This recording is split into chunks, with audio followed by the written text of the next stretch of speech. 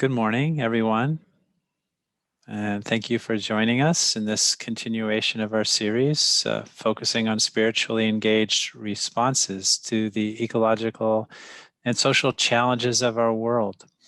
My name is Jordan Van Vost, and I'm joined by my co-hosts Iris Antman and Ken Yasuhara.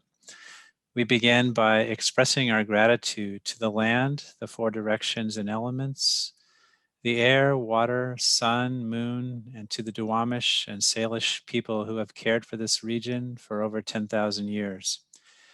So I want to just talk for a minute about land acknowledgements because it relates to our topic, and I'll get to that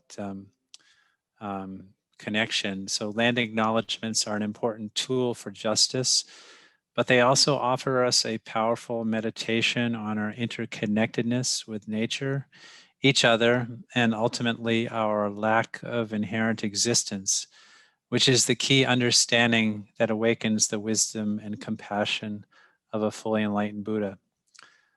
Land acknowledgements done correctly with deep intention to heal human culture and nature also bring us into contact with suffering and trauma. 3 weeks ago, the bodies of 215 Indigenous children were found in a mass grave at a residential school in British Columbia, part of Canada's legacy of forced assimilation and genocide towards Native people. That same legacy of anti-Indigenous violence continues right now in Minnesota, where multinational corporations are bulldozing their way across wild rice harvesting areas and treaty lands of the Anishinaabe tribes. It continues in Tacoma on the traditional treaty land of the Puyallup Nation, where Puget Sound Energy is inching closer to bringing a planet-destroying LNG facility online. It continues on Vancouver Island, where logging corporations aided by RCMP cops and BC politicians are cutting some of the last 1,000-year-old growth trees in the world, ignoring the sovereign rights of the Dididat and Pachidat First Nations, and in thousands of other places around the planet. The destruction of the forests, the climate, genocide towards Native people, the assaults of capitalism on the biosphere, these things are all related and rooted, as I understand it, from some of Jiwa's writings, in our individual and collective trauma, which is the theme of today's meeting and my cue to introduce today's special guest. Jiwa Woodberry is a panpsychologist and longtime advocate for all things wild. With a background in science and law, he walked away from a successful career in environmental law at 33 to do spiritual retreat with a backpack in some of the world's most beautiful mountains, which he credits with reconnecting his psyche to nature and thus human nature. Inspired by hospice service and initiation into the Kala Chakra teachings, Jiwa returned to school at 55, determined to get to the root of both our collective spiritual crisis and his own Dharma practice. While studying eco-psychology, he taught on the 3 turnings of the wheel and served at Zen Hospice in San Francisco. His paper, Planetary Hospice, Rebirthing Planet Earth, received widespread interest, being downloaded tens of thousands of times, and he presented this model at His Holiness's Mind and Life conference, and subsequently began writing and serving as a guide on the topic of climate trauma. He blogs at Panpsychology now. Welcome, Jiwa. Please share with us what you've learned about climate trauma. Oh. Yeah, thank you, Jordan. It's really, I'm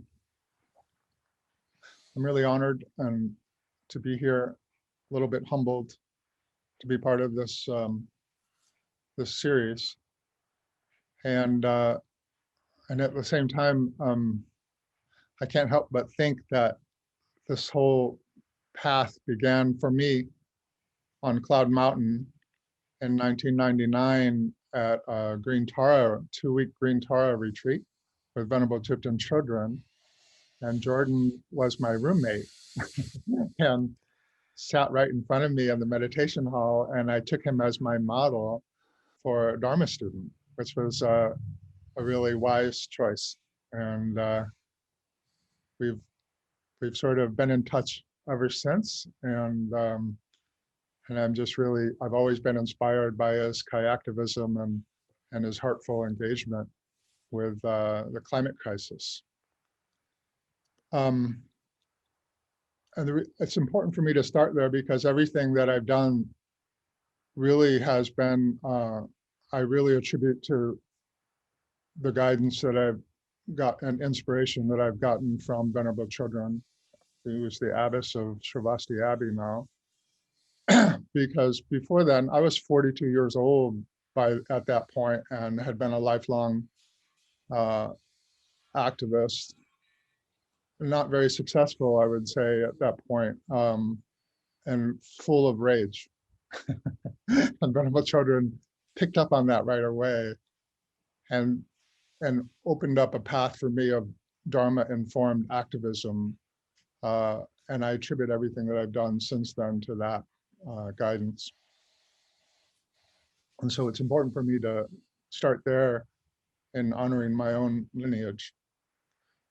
And she was also my first sort of psychology teacher, because on those retreats, she would teach us on mind and mental factors, the Buddhist system of psychology, which made so much sense to me, and which prompted me to go back to school, start going back to school when I was in Montana and studying Western psychology and just being struck by the,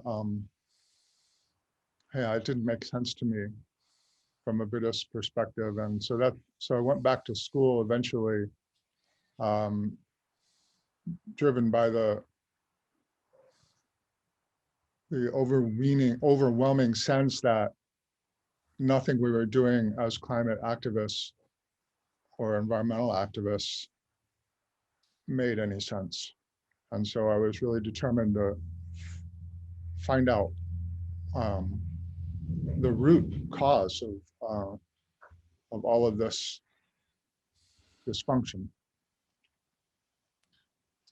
So because this topic is a natural trigger and is intended to be, even the term climate trauma, planetary hospice, are intended to trigger something deep in us, it's important for me to begin here with self-regulation.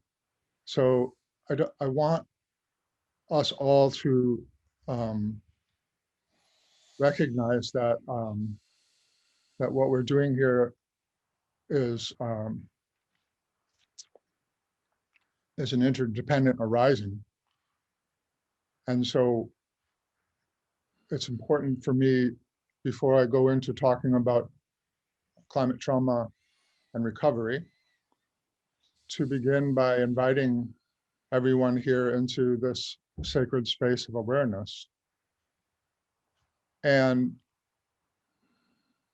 I've found, and I'm going to be sharing with you all of the practices that I've used to cope with what I do for what I am basically full-time engaged with, which is the climate crisis.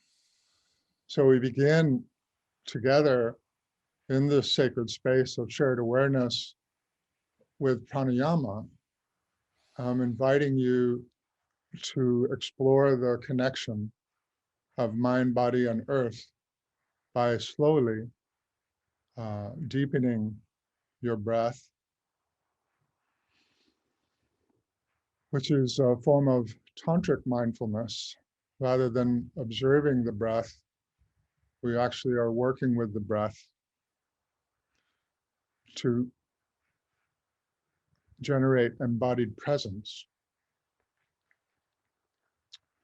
So as you come into a full, slow cycle of breathing and start dropping down into your body and in your heart, I love this quote from Thomas Hugel that when we slow our mind down, truth has a chance to emerge. So since mind follows breath, by slowing our breathing down, we're also slowing our mind down. And now I want to share with you a recent finding in neurobiology that an ancient tantric practice called boxed breath is actually effective in releasing trauma from our body. And so as you breathe deeply, I invite you to pause at the top and the bottom of your breath. So breathing in fully, connecting with everybody's awareness and consciousness, pausing at the top of the breath for a comfortable pause, and then exhaling completely, pushing all the breath out of your lungs, and then pausing again at the bottom of the breath. So it has four sides, this breathing. That's why it's called box breath. And then Thomas Hubel, who does these sort of online collective trauma workshops, teaches engenders coherence and teaches about how we can come into coherence with each other consciously through this kind of group synchronized breathing with common intention. And so our intention here is as to drop into our hearts and be fully embodied so that we can be present for one another and for all sentient beings. And so now I'm inviting you to begin again to do this in a synchronized way and just follow my hand.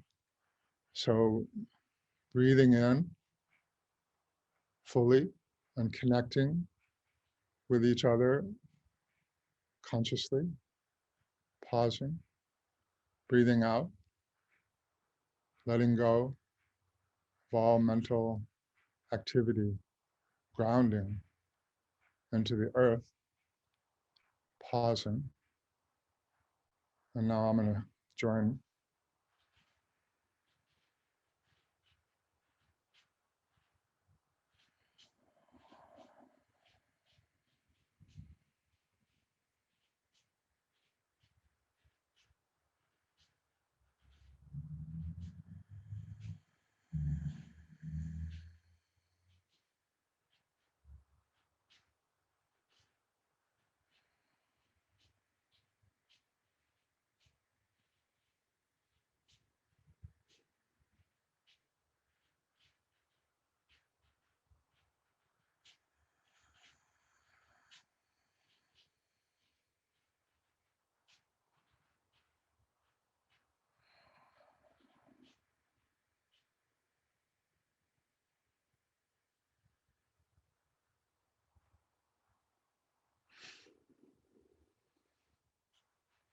And I'm really grateful for the support that I'm feeling from all of you. As I was sharing before we came online, I'm dealing with a present trauma. My sister-in-law's in intensive care this morning on life support. And so I'm trying to be there for my brother and her and sort of dedicating this session to them.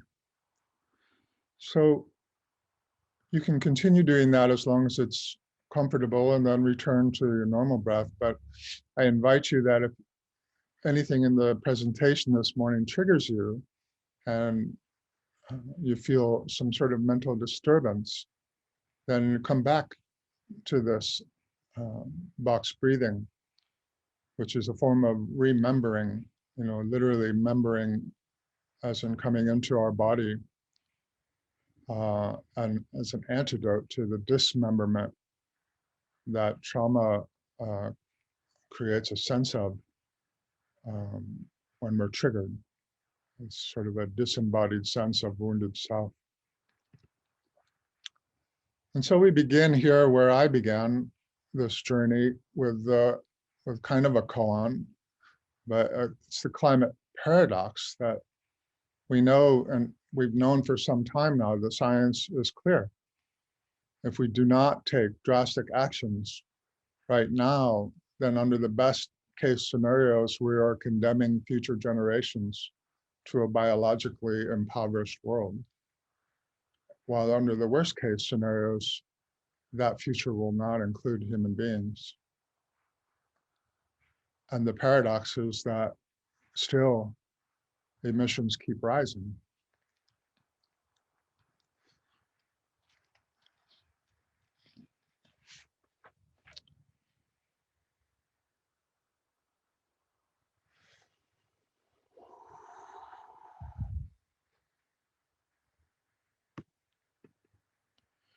Western psychology has not offered any real answer to this riddle.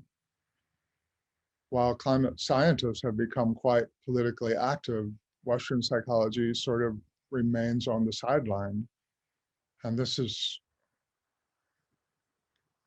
puzzled me because it seems that as a profession, Western psychology has some sort of social obligation here to provide us insight into why collectively we're so dysfunctional.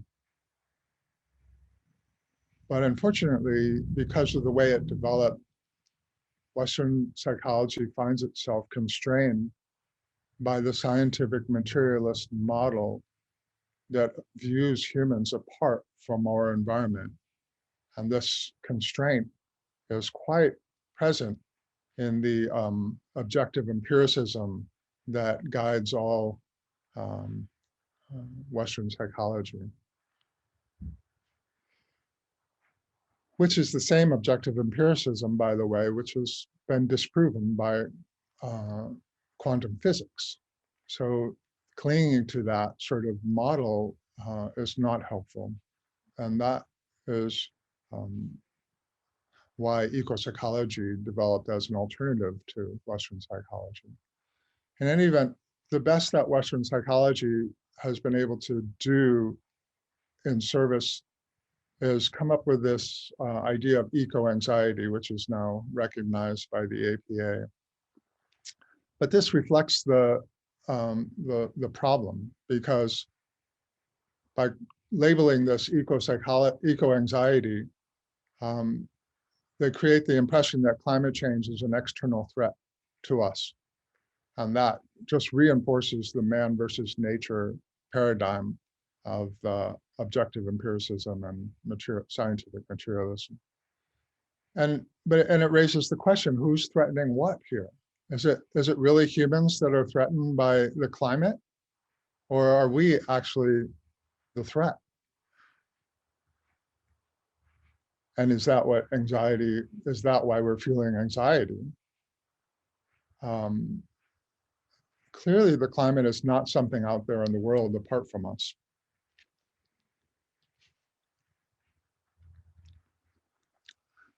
The Earth is a living organism, and we are integral parts of that organism. So climate change is a scientific term derived from the experimental model that, again, views humans apart from our environment. And it fails to capture the existential significance of the crisis that we're facing. Indeed, when it comes to the climate crisis, we're all in denial. And this term, climate change, is an embodiment of that denialism. One thing that the first tenet of Extinction Rebellion, which is trying to change this paradigm, is to tell the truth. And so if we were really to tell the truth about what's happening and the nature of the crisis that we're facing, then we would recognize it this way. This is climate trauma. It's a sustained life-threatening assault on the biosphere. It creates a sense of overwhelming threat and engenders feelings of powerlessness. Those are the two primary characteristics of trauma. And so it's incongruous that we all feel this sense of overwhelming threat, and we all share this feelings of powerlessness, but we, as a rule, fail to acknowledge that this is trauma. As psychologists observed in 2014, climate change seems to embody a trauma response on a grand scale, the greatest trauma on the grandest scale.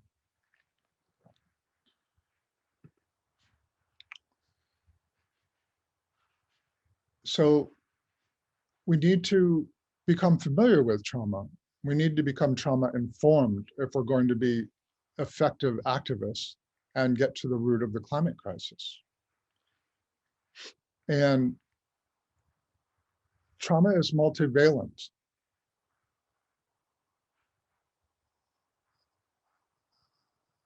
It's important to recognize that these different levels of trauma are all interdependent and overlapping and interacting.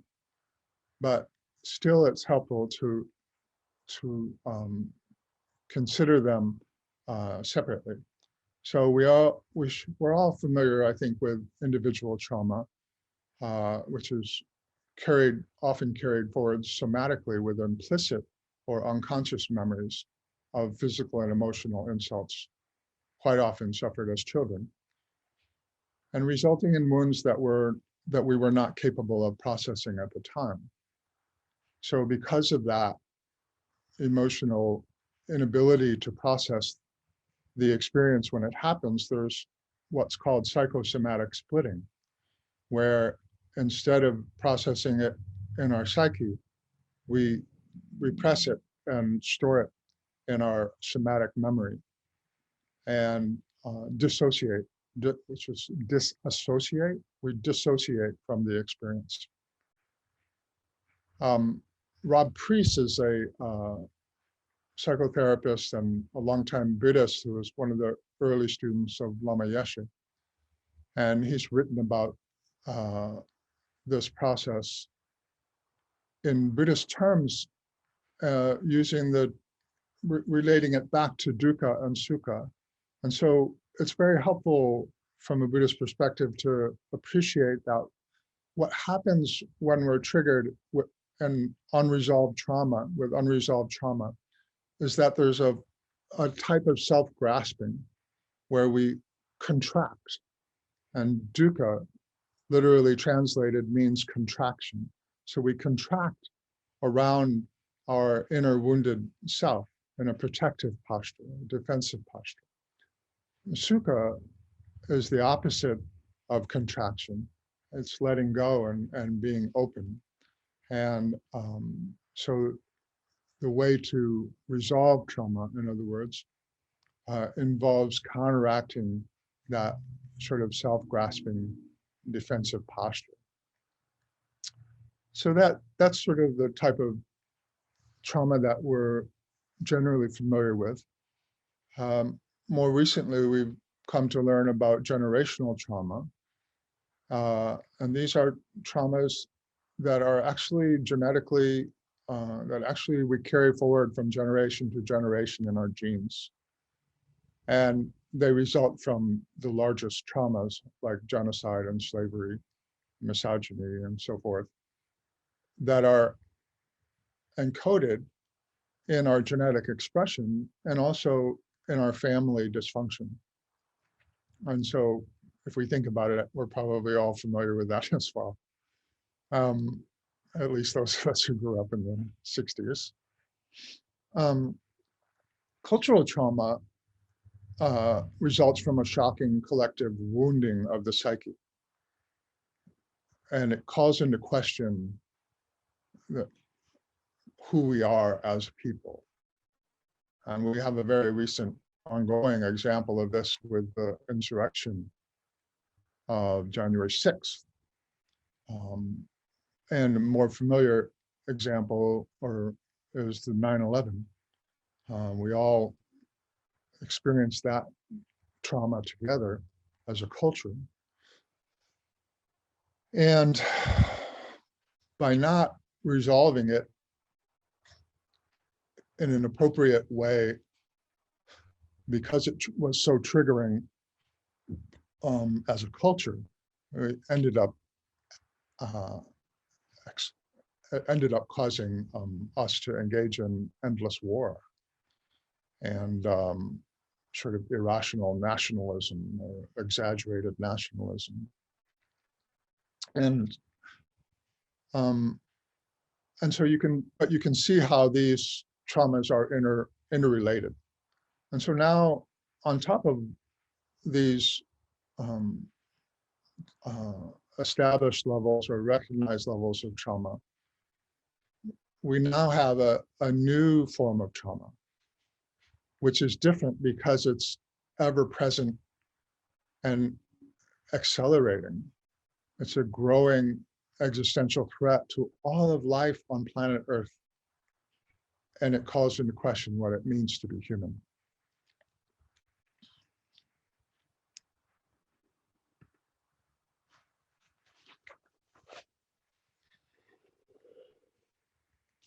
So traumas have a way of piling up.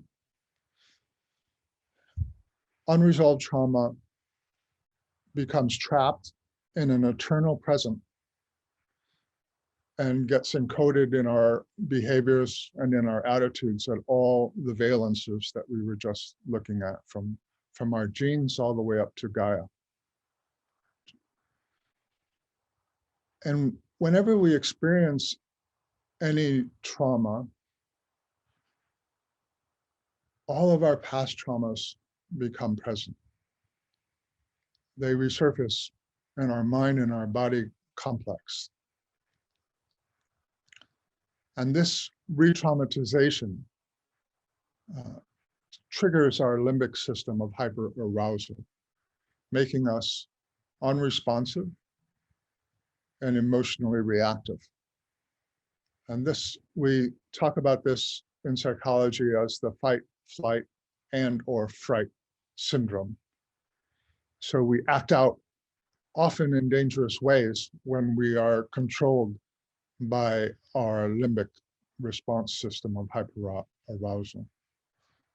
So a key insight here is that this limbic response applies to cultural trauma as well as individuals.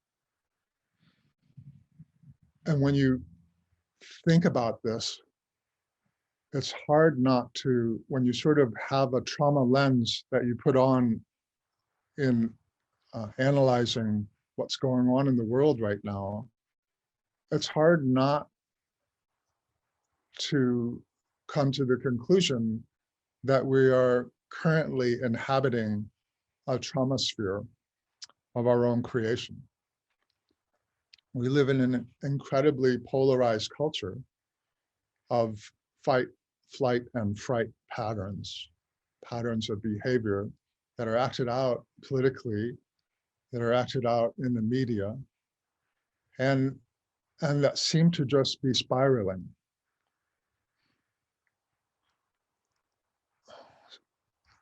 And this is what ultimately led me to the conclusion that climate trauma is triggering all of our past and accumulated collective traumas, demanding resolution. Like literally asking us to resolve all of the collective traumas that we've managed to ignore or repress culturally. And of course, what prevents that from happening is this demon of dissociation. We're going to keep coming back to this, but dissociation, handy definition, is the human capacity to mentally escape an insufferable reality. it's a natural human capacity, but it gets in the way of resolving trauma. And QAnon is at a cultural level a perfect sort of example of this. I was recently reading a story by a reporter who embedded herself in QAnon to learn about the people. And one of the things that stood out to me in her story was that she said many of these people I spoke to are feeling a sense of loss. So a lifetime of unresolved trauma naturally gives rise to feelings of grievance and entitlement. And people who have experienced a lot of unresolved trauma, who carry a lot of unresolved trauma, are unfortunately the most subject to manipulation by authoritarian leaders. So this phenomena of climate trauma was first experienced by the frontline responders to climate trauma, which are the scientists. And so I have this quote here from Nobel laureate Camille Parmesan, who said that she wasn't aware of a single scientist that is not having an emotional reaction to what is being lost.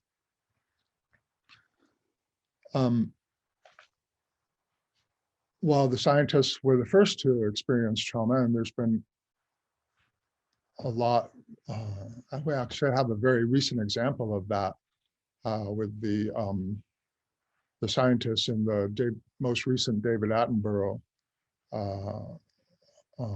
documentary, who basically broke down on camera. He was a scientist covering the loss of coral reef. And but since and so this prompted scientists obviously become politically active. But now also you've seen the same thing with climate journalists and more in the recent years, who have also, I actually do a lot of work with journalists around the world who are experiencing traumatic responses to their work, and just sort of helping them process through that and create a spiritual container to for them to process their feelings around the work. And journalists are becoming quite politically active.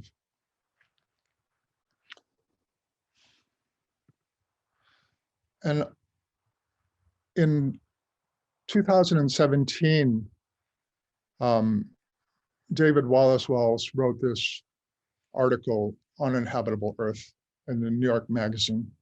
And it was read by millions in just the first weeks of publication, and had a real catalyzing effect. It literally triggered a sea change in public awareness. As someone who's been working on climate issues for years, it was very noticeable how public attitudes seemed to change almost overnight after that article. And it was not long at all before Extinction Rebellion arose, and Greta and the Sunrise Movement, but also QAnon, cancel culture, quickly took hold of the GOP, and now the entire Republican Party seems to be based almost entirely on the denial of truth and reality. And so here we have really graphic example of the limbic response of our body politic to this overwhelming trauma.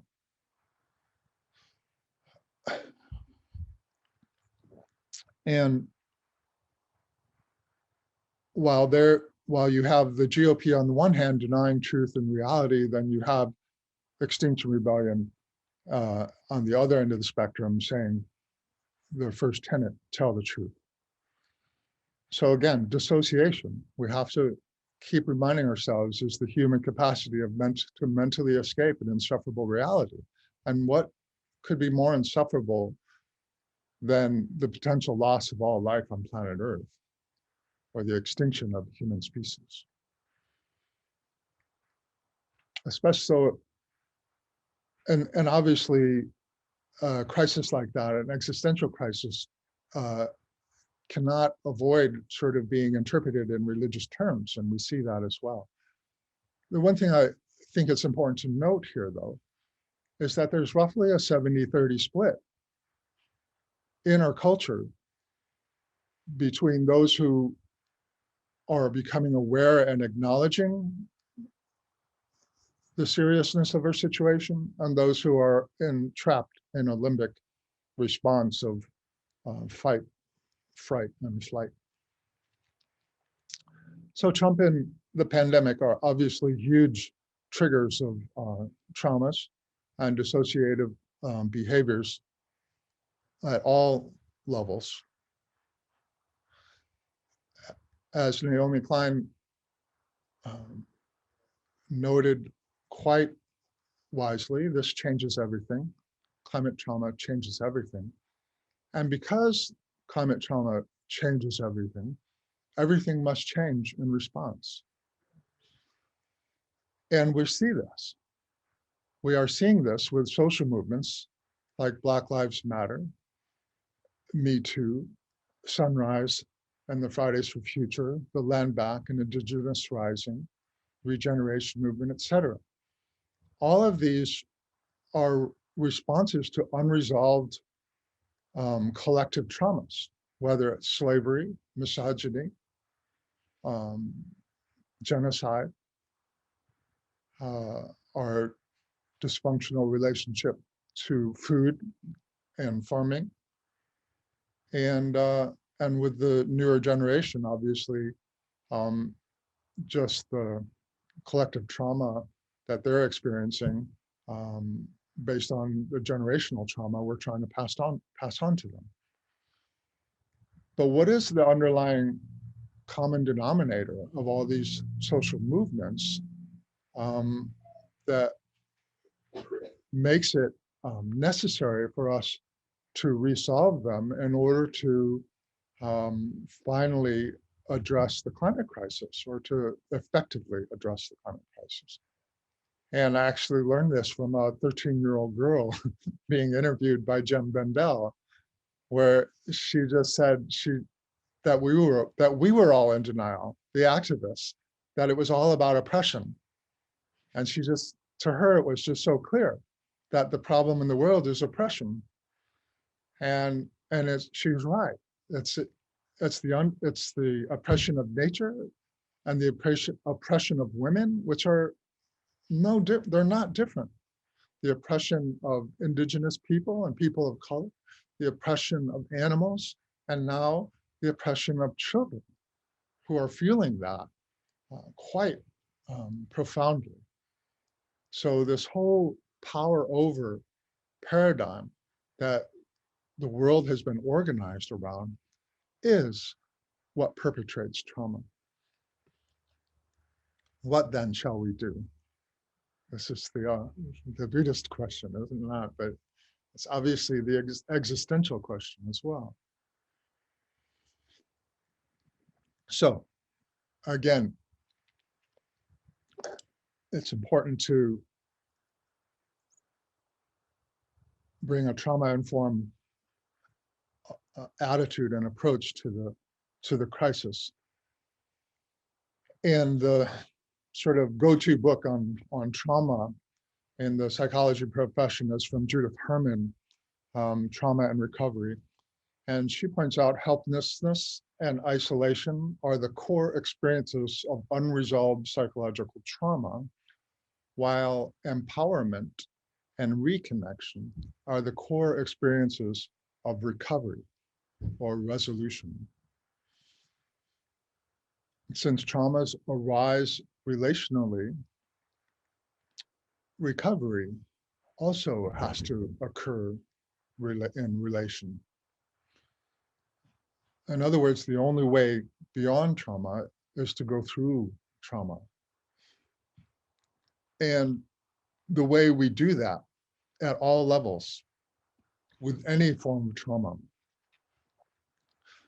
the recovery involves awareness. Collectively, we would say acknowledgement, although collective awareness is also very powerful, and resolve. Again, resolve.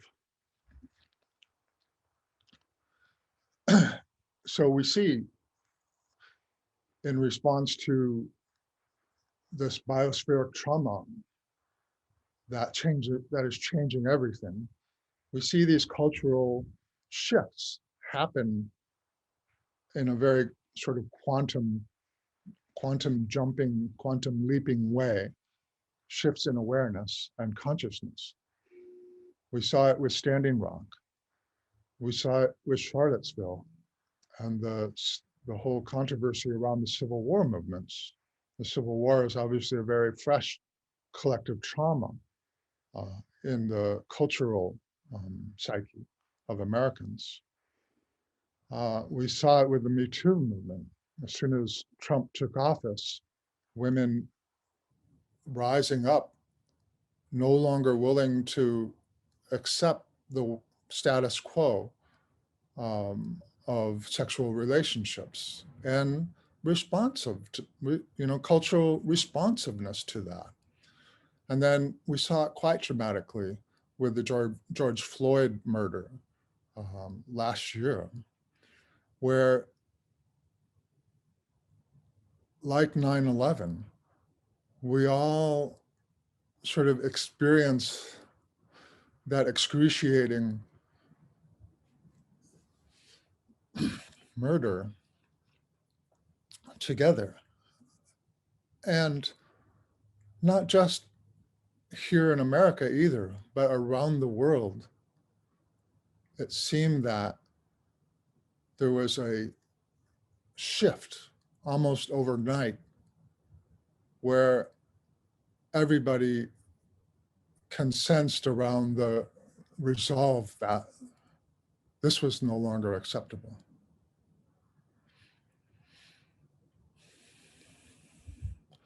Ultimately, the solution to cultural collective traumas, the best solution is truth and reconciliation.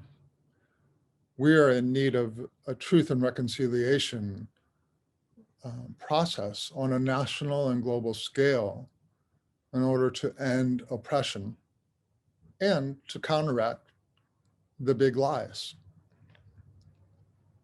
the lack of acceptance of truth and reality.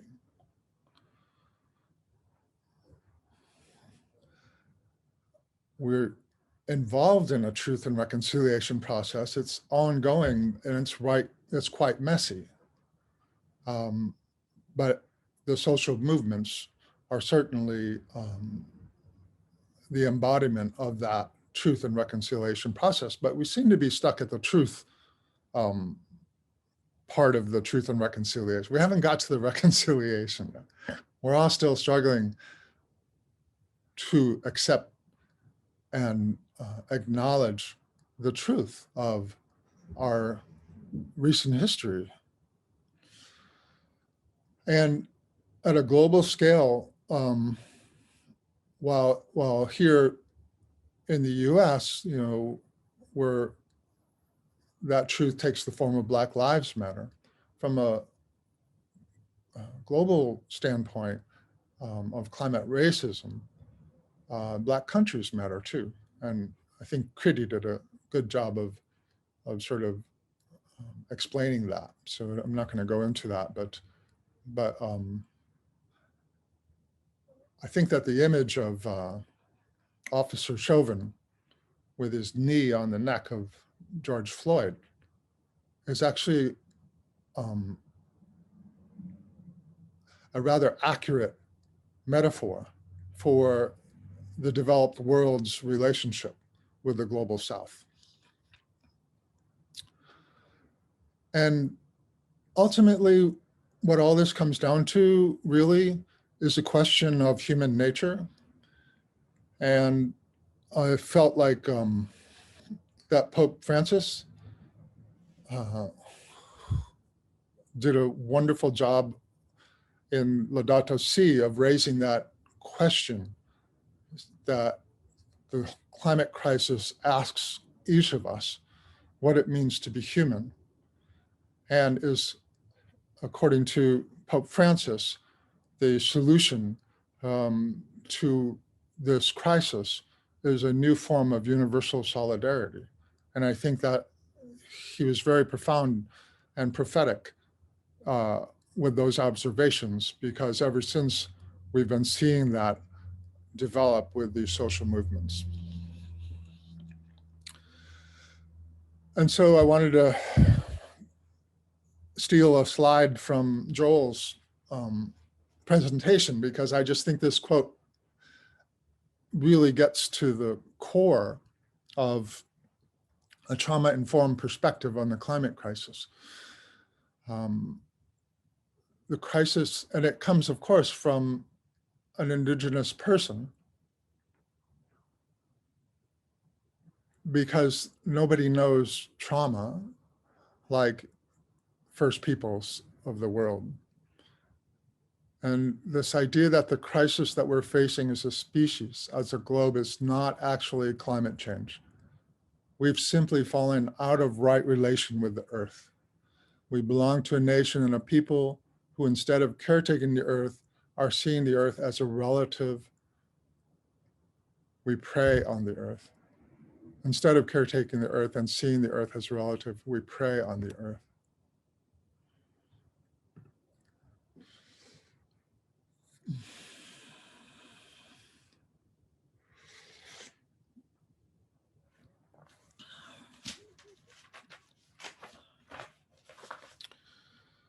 So that is a brief encapsulation of the whole model of climate trauma and how it provides a clarifying lens for seeing all the chaos in the world and all the social movements as a necessary process for eventually resolving the climate crisis. That why it's so important to see all of these as one process.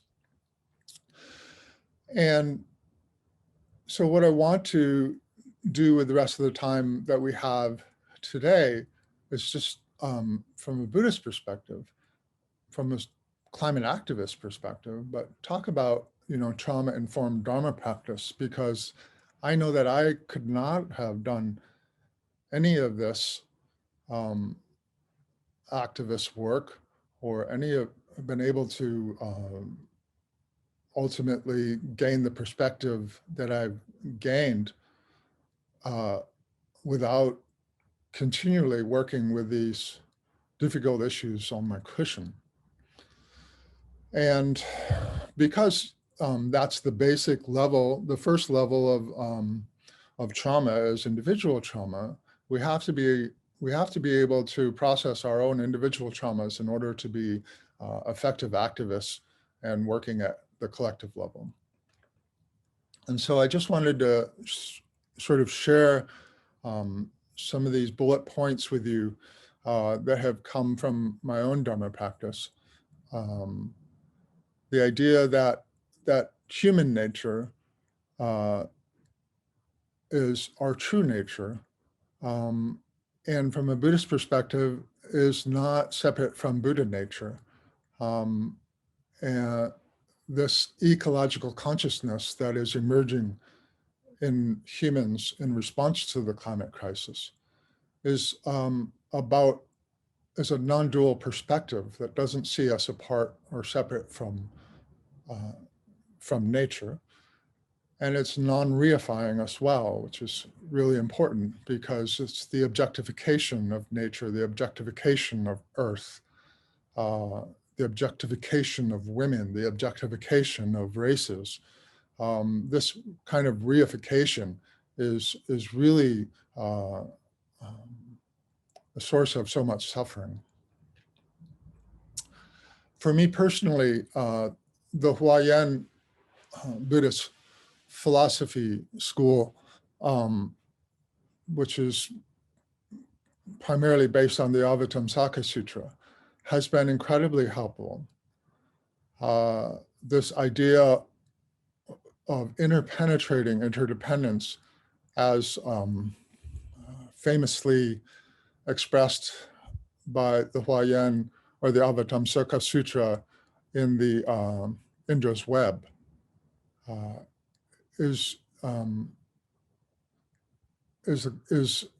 kind of informs my worldview, as well as Dogen's teachings on being time. And of course, it was Dogen who said,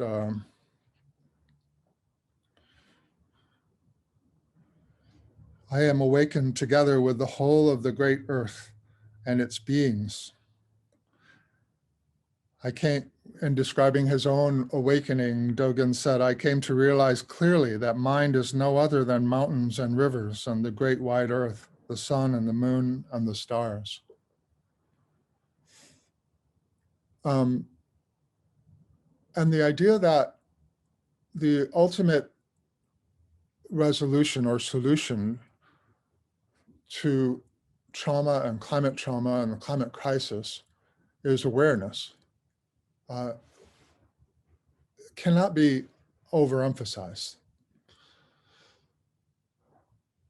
Again, like as with the Me Too movement and Black Lives Matter, when we bring collective awareness to a trauma, it naturally has a way of bringing healing and resolution.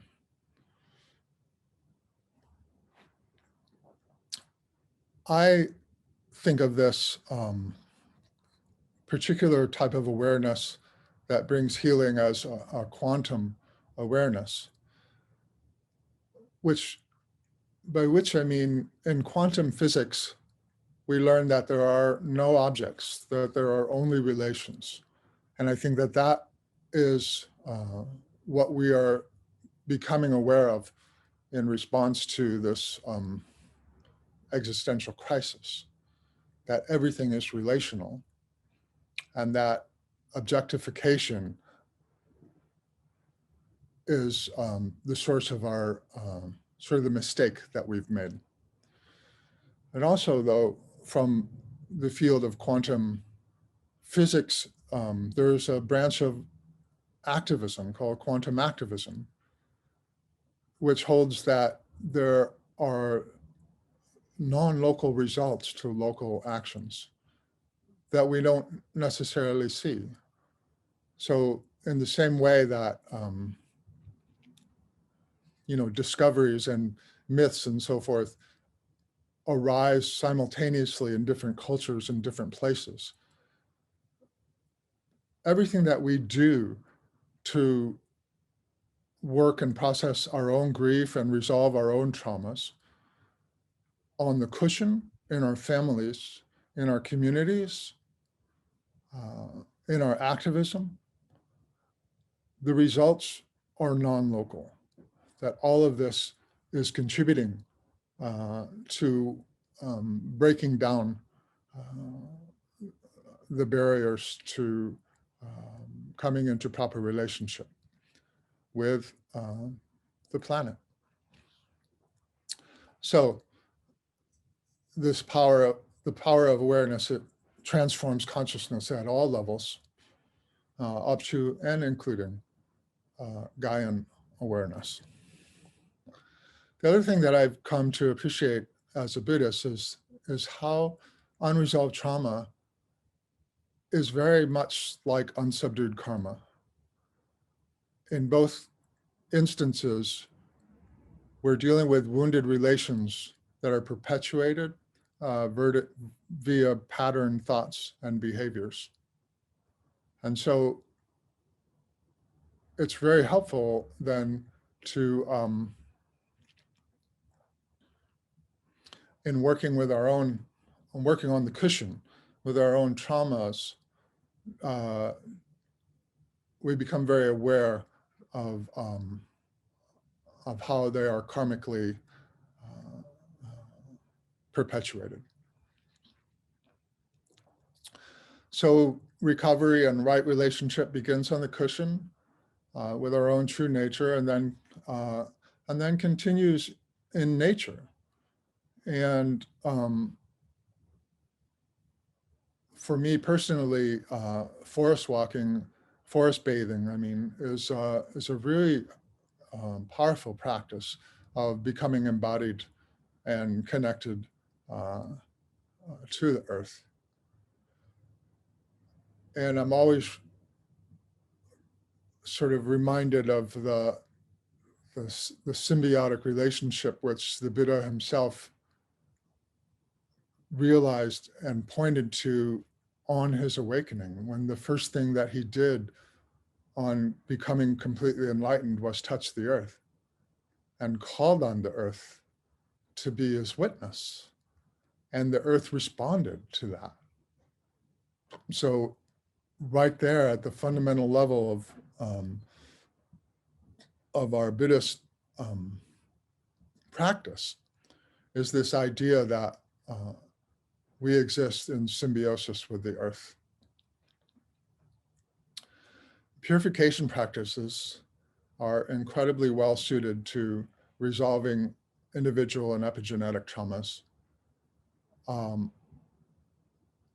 When I discovered this in basically a retreat, a Vajrasattva retreat, where in the Vajrasattva sadhana, you do a full mala, 108 recitations of the 100-syllable mantra, which takes a while. It's like about a 30-minute mantra recitation. And so while you're doing the recitation, you're visualizing this light and nectar streaming down, flushing out physical karma, physical imperfection, fueling up your body and purifying your speech, and then emanating light from your heart. And what I found was that if I substitute trauma of body, trauma of speech, and trauma of mind in that purification process, that it really would bring up all kinds of karmic patterns and memories of trauma.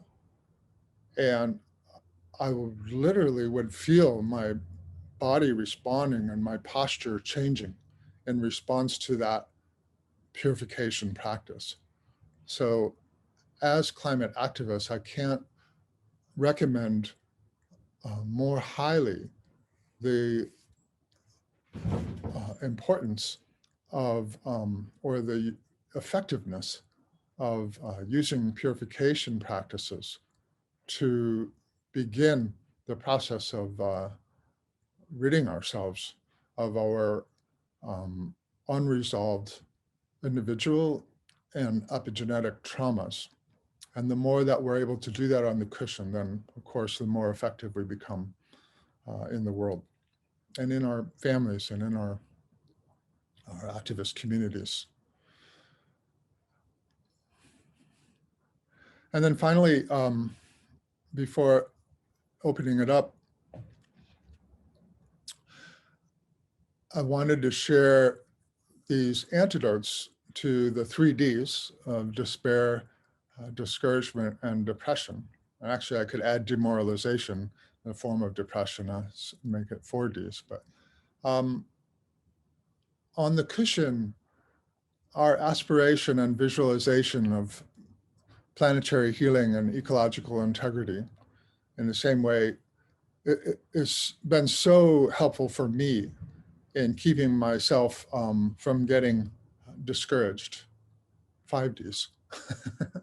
And It's funny, all the bad things begin with a D.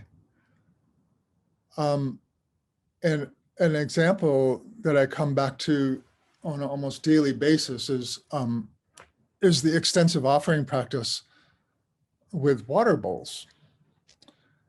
It's when and so this is like the one practice that I get so much nourishment from, because we're dealing, with the appearance of a world that appears to be in such great dire straits. But what is it that we want? What is it that we aspire to with our practice and with our activism?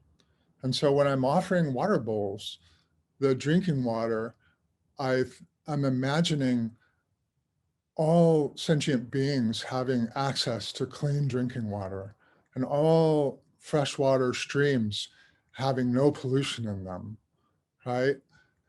And then when I'm offering the bathing water, I'm imagining the oceans being completely free of plastic and not overfished, but like imagining the ocean ecosystem fully functional and recovered. And when I offer flowers, I'm imagining all the bees having access to all the flowers that they want, and all the sort of ecosystems recovering in response to keystone species, and all the plants, that existing in full flower, right? And then like with incense, when we offer up incense, I'm thinking about the purification effect of natural fire, like healthy wildfire, as opposed to unnatural wildfire. But the sort of regenerative ability, the regenerative capacity of forests, and when I offer light, imagining that we're in proper relationship with the sun, and getting just the amount of light and sunlight and energy that we need, and making good use of all of that. And then when I offer up Gandhi, it's normally is thought of as like substances that beautify the body. I'm thinking of medicine. I'm thinking of like natural medicines, and how all plant medicines have a natural healing capacity to them, and that everybody is getting all the healing that they need from those plant medicines. And then when I offer up food, I'm thinking, of course, may all beings have all the food that they need to, to be free of sickness and so forth. But more importantly, may all beings have the deep food of meditation. And so just imagining that everybody's biological needs are being met, so that they have time and to benefit each other just through the deep food of meditation.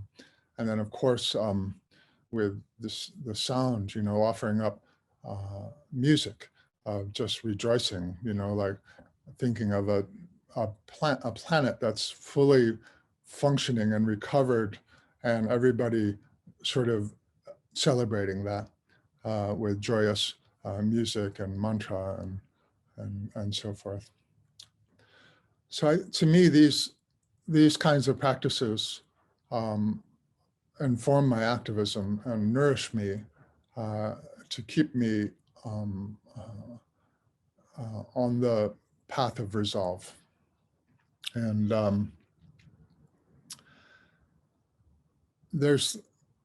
I know that I have more to present here, and I know that this, I'll go through the slides before we finish so that they're available.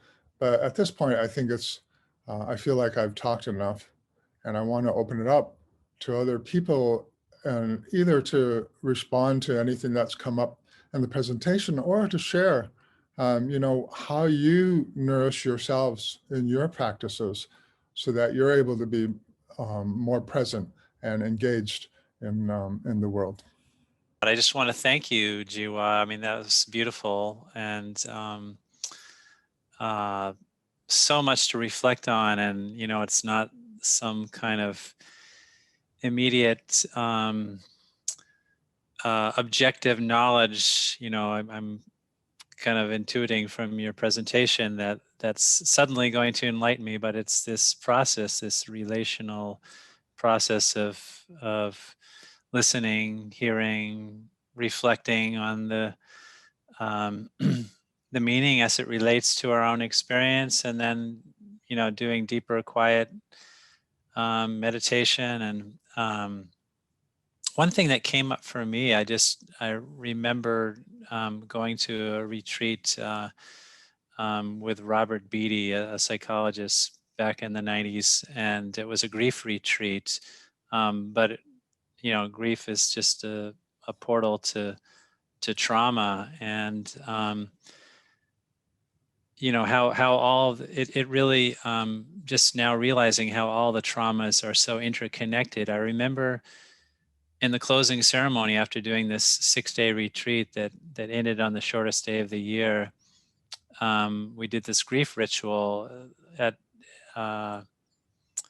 and somebody else was talking, sharing their grief about their brother who came back in a box from Vietnam. And I was thinking about my brother and the traumas he's gone through in his life. And suddenly I just broke down and just had this tremendous relief of, letting go of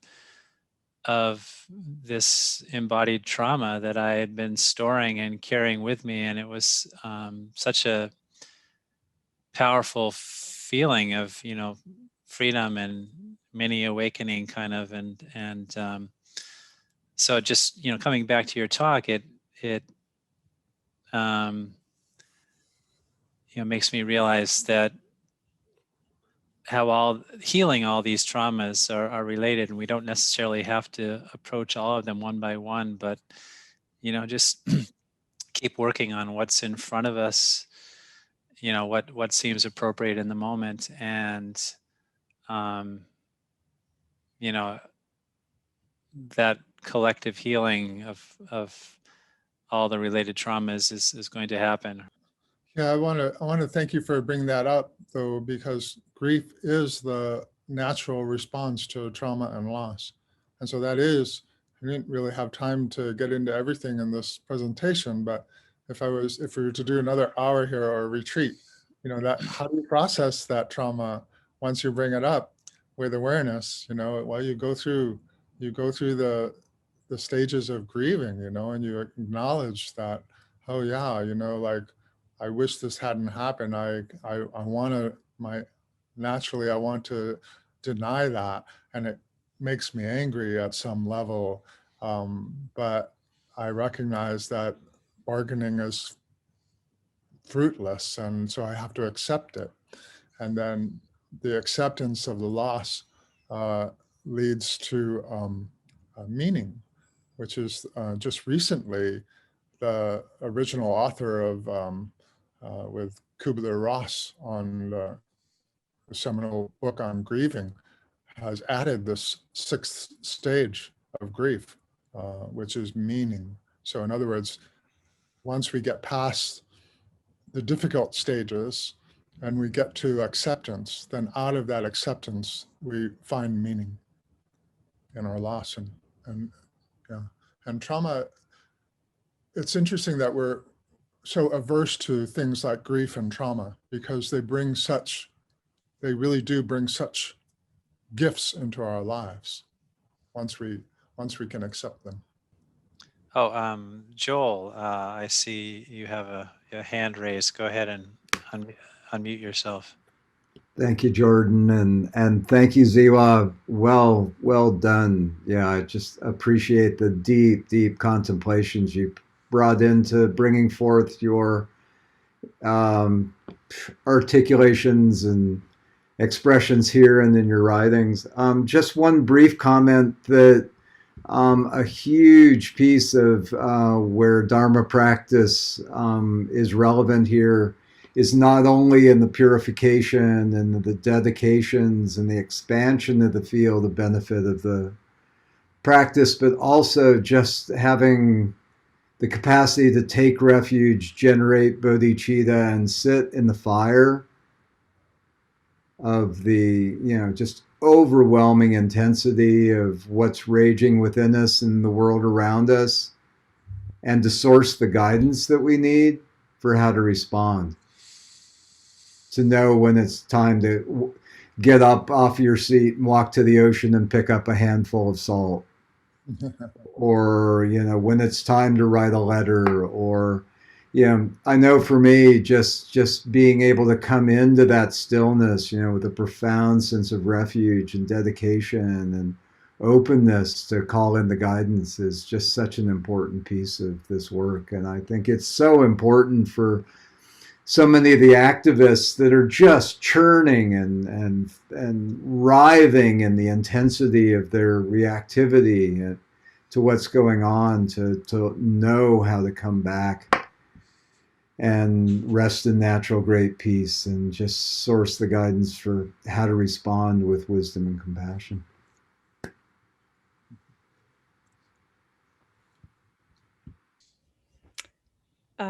I appreciate the beautiful images that you showed to accompany your talk, the tears and the grief and the horror and the trauma. And also the idea that it's to deal with it takes relations. Iris and I and some other people have participated, I think it was almost 2 years, in a group of Eco-Sattva training offered by One Earth Sangha. And that relational experience allows you to face what's just overwhelming. So I would definitely encourage anyone to find a group. And the reason I felt it was safe is it also, was including all the Buddhist precepts of non-harming, because so much of activism becomes another form of harming. It's angry, it's violent, it's, and I just, that isn't going to work either in the long term. So anyway, I appreciate this presentation, even though, it's a very heavy, and every day I live with my daughter and her 3 grandchildren, and I just look at them and know, oh my gosh, what are you going to face, and how can I prepare you? And how can I, support you? A lot of times it feels like we just ignore it because we want life. I want their life to be as pleasant as my life has been. I feel like I've been of a generation that had the blinders on and didn't know. And all of a sudden we wake up and realize, oh my gosh, we spent our whole life ruining the planet, And so, it's going to be different for the generations that follow, and they will need so much strength and support. And so that's why I pursue this work, because somehow we need people who can be the rock, who can be, kind of there in the middle of it and still affirm life. So thank you. Yes, I really appreciated the big quantum view of all of this, and the common connection of oppression being a root cause of climate and all the social injustice, which felt to me that it was easier to understand the different pieces and the people that have different views from mine. I know people who are very active social justice, but not climate. And I really liked being able to see all these connections. And I wonder if you're writing a book or if you have more articles that connect all this, and the quantum, the relationship to quantum physics, and the fact that we can't objectify. So even all those Republicans, if I am objectifying them, it's not going to work. Because I don't know how many people understand this big picture. Yeah, thank you for that, Lauren. Yeah, it was why I included the piece from that journalist in the QAnon group. From the start, it's been very clear to me that the people that Trump manipulates and takes advantage of are the most traumatized sector of our culture.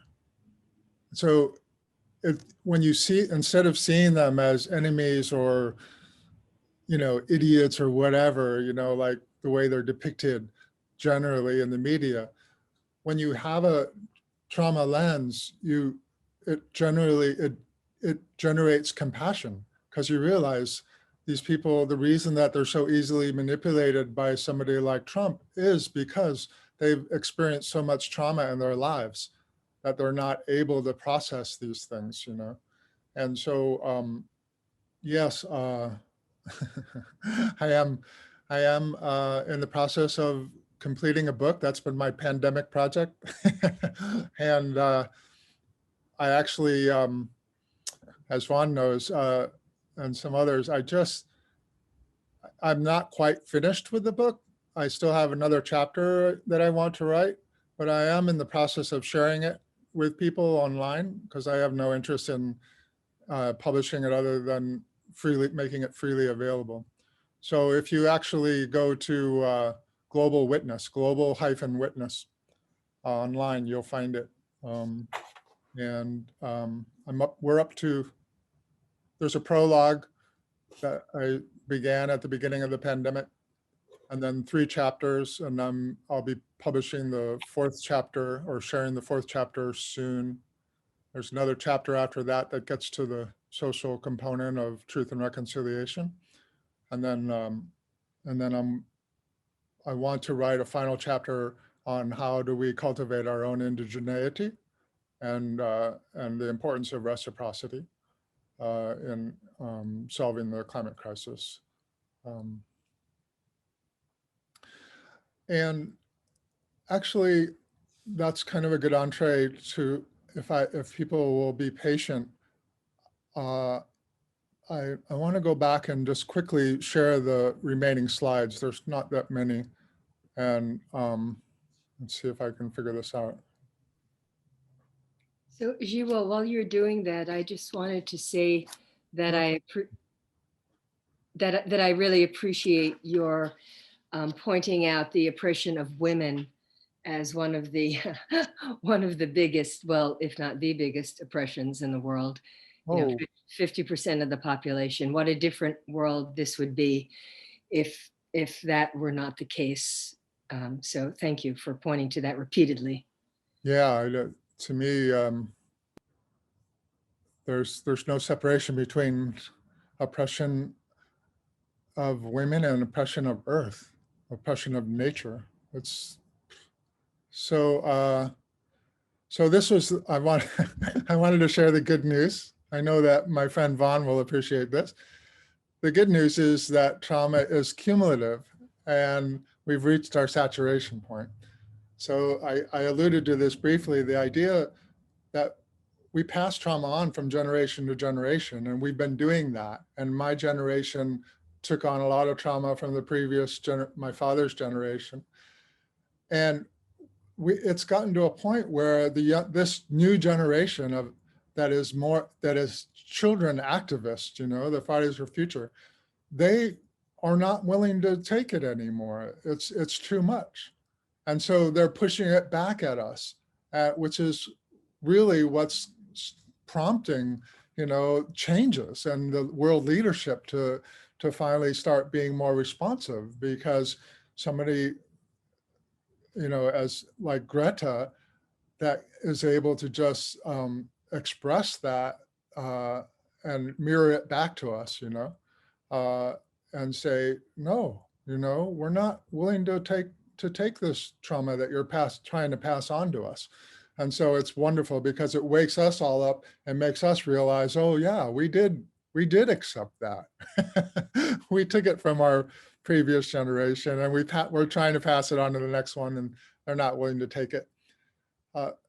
This is a quote from one of my sources of great inspiration, Charles Eisenstein, from his book, I believe, Climate, A New Story, which is an amazing book on gaining perspective on the climate crisis. And you can see that he also views it in a relational context. And this is the latest statement from the United Nations, which I find so amazing because they are recognizing that humanity is not outside of nature, it's part of it, and we need to recreate a balanced relationship with the ecosystems that sustain us in order to resolve the climate crisis. This new report that's just been in the news in the last week is basically saying it's not enough to implement the Paris Accords. We also have to address the biodiversity part of it. And there is the biodiversity conventions are up for renewal this year. And later this year, they will be considering adopting this One Earth climate model, which is a way of, while we are decarbonizing, while we are transforming our energy system, we have to restore ecosystems at the same time, and that's terrestrial and marine. And there is a plan, there is a proposal for doing this. And that is called the One Earth Climate Proposal. And it is going to probably be adopted by the International Climate Conventions later this year. And it basically is a way of reversing climate change. It's a way of drawing, by coming into proper relationship with our ecosystems and restoring them and holding up keystone species, et cetera, the species that know how to take care of those, and First Peoples for that matter, to know how to nurture those ecosystems, we will get through this. So it's all about coming into proper relationship with the planet. And so to me, this is all incredibly encouraging because I've been sort of a lone voice in the wilderness for some time. And then finally, this wonderful quote, do not be dismayed by the brokenness of the world. All things break and all things can be mended. Not with time, as they say, but with intention. How Buddhist is that? So go, love intentionally, extravagantly, unconditionally. The broken world waits in darkness for the light that you bring.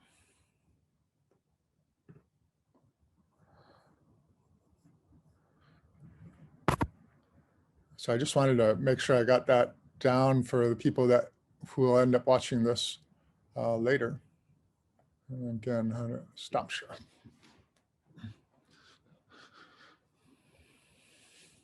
Vaughn Lovejoy is with us from Salt Lake City. He has been going out on the steps of the Capitol there in Salt Lake City with children for the last year or so. He's one of my heroes, and I'm really happy that Vaughn's with us this morning because he's one of the adults that Greta called for. I just want to thank everyone, and it's always a delight to discover these new groups of people or gatherings that are working on this in very different ways. And I would just add that, at least for myself, that for the last 2 years with the COVID break happening in there, meeting with the kids every Friday and just sitting with them has been really inspiring to me. And I also believe that it inspires them that adults will come and be with them and listen and be present, and then offer whatever our particular gifts or skills or connections are. And so if you're ever just feeling completely like it's all, what can I do? Find out where the kids are meeting in your Fridays for Future and go hang out with them, say hi, and let them know how much you appreciate what they're doing. And thank all of you for what you're doing. Thank you, Vaughn. Yeah. Yeah, the idea of quantum activism is that we're all fractals. These groups, are like fractals in a larger pattern. And that's how change happens in this world, in an interconnected world. Before we dedicate, we haven't heard from Sung, so I just wanted to make sure that she at least had the opportunity to be heard, because we definitely see you, Sung.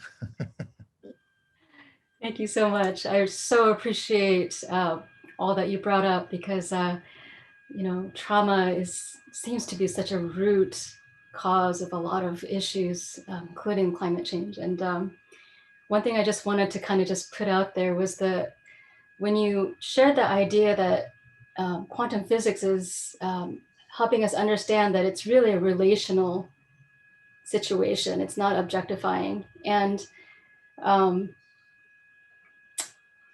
I find that the things that we demonize, both inner and outer, is a relational energy. And that trauma work is kind of a way to kind of make allies of our demons, to allow us to integrate them in a healthy way, to actually add to the strength and energy and nourishment to allow us to heal. So I just wanted to kind of add that to the mix. Thank you. Thank you. Yeah, I talk about depression as being a healthy response to the climate crisis. Our culture tries to pathologize depression and actually over pathologize it, because what a lot of children feel is actually demoralization, not depression. But it gets labeled as depression, and they'll even write prescriptions. We overprescribe antidepressants for people who are actually demoralized, and it's not helpful. So yeah, I appreciate the call out to shadow work. Yeah. I just wanted to add, a couple people have talked about quantum physics, and I can't recommend enough Paul Levy's work, Quantum Revelations. And he's been doing really incredible work on the idea about how humanity's stuck in what some of the native traditions called Wetiko, this virus that we're all locked into, and how quantum physics gives us a way of working with that and recognizing that we are not trapped in it, that we're really capable of bringing our spiritual energy, and that can provide the possibility for quantum shifts that don't seem possible, especially through our Newtonian view of the world. So if you don't know Paul Levy and don't want to read a whole book, he's online and well worth just checking out his work. Yeah, and for those who follow the Dalai Lama's teachings online, he hardly ever teaches anymore without talking about quantum worldview, So it really is a source of a great source of healing.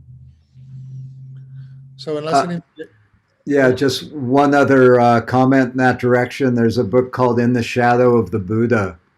That's a profound exploration of the 13th Dalai Lama, the predecessor of the current Dalai Lama, and the previous Sogyo Rinpoche, doing very deep kind of quantum activism kinds of practices to try and reduce what was the impending impact of the Chinese invasion on Tibet. And it's just a profound exploration with such explicitness that I've never seen in Dharma teachings before, of how what that looks like from the viewpoint of Vajrayana Buddhism. It's quite profound, in the shadow of the Buddha. Also, The Quantum and the Lotus is a really wonderful book, conversation between Matthew Ricard, who is the happiest man in the world, a Tibetan monk and a mathematician, really genius, really, in conversation with a Buddhist physicist, quantum physicist from Vietnam. That book has been very helpful for me as well. So Jordan, should I just go ahead and dedicate? So That sounds wonderful. Thank you, Jiwa. my favorite dedication is from The Guide to Bodhisattva's Way of Life by Shantideva, because I think it captures everything that we've sort of been talking about today. So all of this potential that we've generated today, imagining this awareness rippling out into the world and in coherence with other fractals of intention and having a healing effect on this collective trauma. May all beings everywhere, plagued by sufferings of body and mind, obtain an ocean of happiness and joy by virtue of our merits. May no living creature suffer, commit evil, or ever fall ill. May no one be afraid or belittled with a mind weighed down by depression. May the blind see forms and the deaf hear sounds. May those whose bodies are worn with toil be restored on finding repose. May the naked find clothing, the hungry find food. May the thirsty find water and delicious drinks. May the poor find wealth, those weak with sorrow find joy. May the forlorn find hope, constant happiness and prosperity. May there be timely rains and bountiful harvests. May all medicines be effective and wholesome prayers bear fruit. May all who are sick and ill never quickly be freed from their ailments. Whatever diseases there are in the world, may these never occur again.